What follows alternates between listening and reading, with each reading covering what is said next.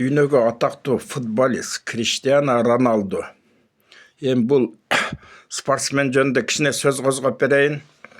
Бул дүйнө жүзүнө футболду даңазалап жана спортсмен 40 жашында жакшы футбол ойносо болот дегенин далилдеди. Буга анатомологдор, физиологдор азыр мунун денесине укмуш кызыгып карап атат. Себеби адам баласынын жеткен мүмкүнчүлүгү 40 жашта дагы жакшынакай футбол ойноп ден соолукта болорун бул далилдеп берди дүйнө жүзүнө. Бул бир канча жолу алтын топтун ээси, Ал Насырда ойнойт 40 жашта. Эми биринчи бул благотворительный фонддо кайрымдуулукту укмуш көп жасаган бала, укмуш көп жасаган. Жана өзүнүн денесин, ден соолукту, таза абаны, тамекиси жок, алкоголу жок, дүйнөгө пропаганда кылып, адам өзүнүн денесин, спортту сүйүш керек экенин дүйнө жүзүнө далилдеп койду. Эми биринчи Роналдо жөнүндө сүйлөрдөн мурун бул футбол жөнүндө кичине түшүнүк берип кетейин. Футбол каерден чыккан, мекени кайсы? Ар бир спорттун өзүнүн мекени болот. Ар бир спорттун. Эми илгерки тарыхка кайрылайлы. Футбол мунун мекени өзү Англия. 1863 жылы футболдун бардык правилаларын ойноп таап дүйнөгө киргизген. Бул кечеле жакындагы 1863. Ага чейин эми Грецияга, Кытайга кайрылайлы. Биринчи Олимпиада деле Грецияда болгон. Грецияда ал убакта эмне футбол ойношкон эмеспи? Мисалы Грецияда, Кытайда ойношкон, футбол ойношкон. Бирок футбол ойногону менен өзүнүн правилалары болбогон, мекени болбогон. Ушунун баарын Англия далилдеп кагаз түрүндө футболду пайда кылган. Ошон үчүн мунун мекени Англия деп эсептелинет. Бизче которгондо мяч к ноге.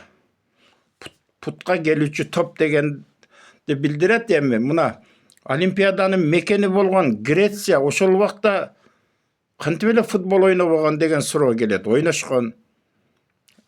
Олимпиадада футбол ойношкон дагы ал убакта согуштарды токтотуп койгон. Эмнеге Олимпиада деп коет? Бул Олимп тоосунда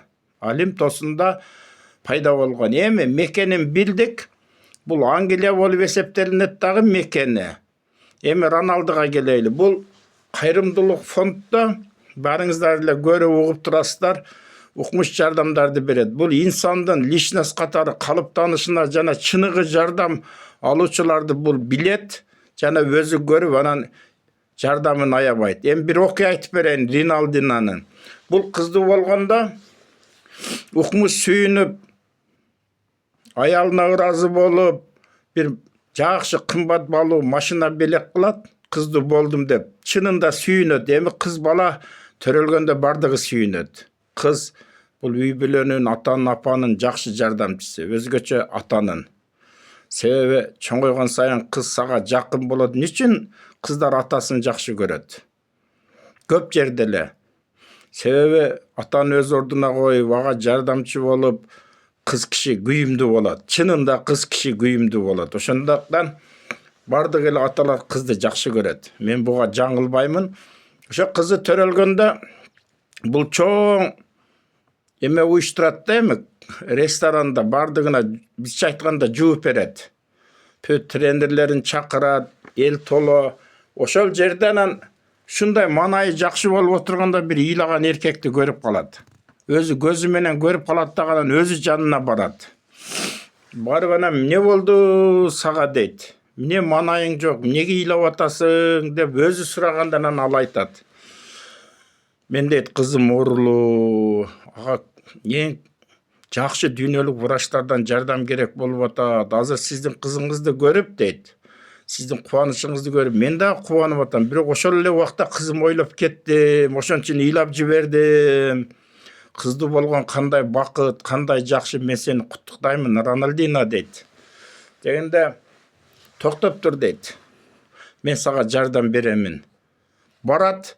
Барса кызы чынында оорукчан болот, анан өтө күчтүү дарыгерлерге муктаж. Анан жүр дейт дагы анан Рональдинонун колу бардык жерге жетет. Чынында. Бул бай адам, миллионер адам.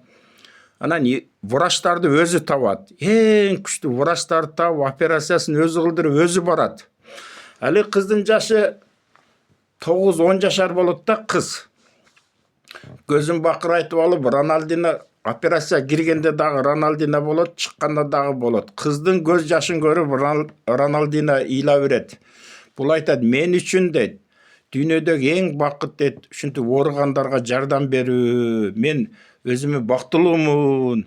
Бул биздин семьянын члени болуп калсын. Мен дайыма бул кыз менен катташып жүрөйүн.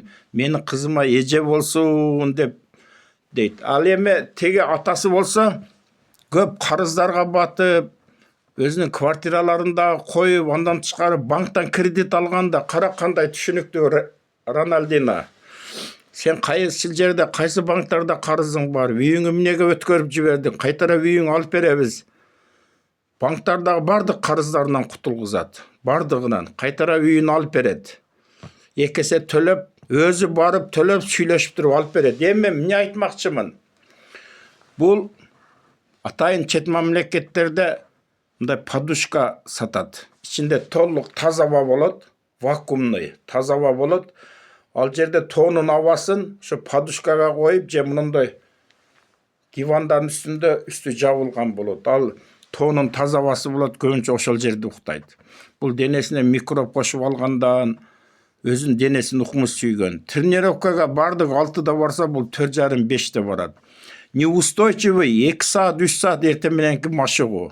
Жакшы витаминдерди ичет, калорийный витаминдерди ичет, естественный нерселерди жейт. Бул андай эле тамакка үзүлүп түшкөн спортсмендерге кирбейт. Бул дайыма диетада жүрөт, анан өзүнүн денесин өзү өркүндөтөт. Эми врачтар муну изилдөө жүргүзөбүз деп атат эми. 40 жашта мунун жүрөктөрүн текшеришсе 18 жашар баланыкындай чыгыптыр. Бардыгы нормально. Эми көрдүңүздөрбү, спортту сүйүңүздөр. Спорт адамды жашартат, ден соолукту кылат, анан өзүң самостоятельностька жол ачат. Спорт чынында адамды акылдуу кылат. Сиздер менен Сапар агай дайыма кайрымдуулук кылган улуу спортсмен инсандарга чынында тазим. Алар жок дегенде бир келген өмүрдө бирөөлөргө чын ниеттен жардам бере алат. Жана жардамын акыбетін өздөрү көрөт. Кудайга миң марта шүгүр кылайлы ушундай инсаныбыз бар экенине. Жана мен эгер адашып кетпесем, бул мусулман динин кабыл алган, Дубайда, Ал-Насырда ойнойт. Жана миңдеген, миллиондогон балдарга өрнөк боло алат деп эсептеймин. Сиздер менен Сапар агай. Ассаламу алейкумдар.